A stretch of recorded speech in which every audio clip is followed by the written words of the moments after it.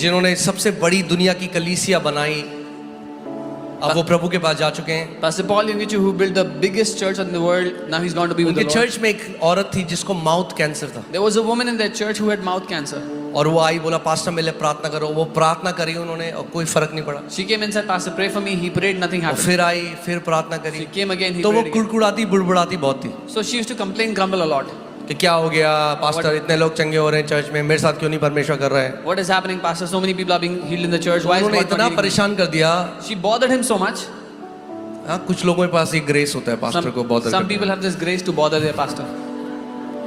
वो इतना परेशान कर दिया, इतना परेशान कर दिया, उन्होंने कहा मुझे कुछ करना पड़ेगा इस औरत का, वरना ये मुझे ऑफिस में बैठने नहीं देगी। She bothered him so much that he said, I have to do something, otherwise she will not let me sit in my उन्होंने कहा office. बहन, He said, Sister, यशाया 53:5, आइजाया 53:5 10,000 बार लिख के आओ एक रजिस्टर में। take a register and write down Isaiah 53:5 10,000 times. और वो पूरा कैंसर उसके मुंह में दिखाई देता, And there was cancer in her mouth, it was visible. और वो गई She went, और वो लिखने लगी, she began to और write. उन्होंने कहा जैसे जैसे हर बार जब तुम लिखोगे तो उसकी घोषणा भी करोगे। And he told her, every time you write, also declare the same thing you're writing. लिखो और घोषणा करो, लिखो और Write घोषणा। and declare. Write and declare.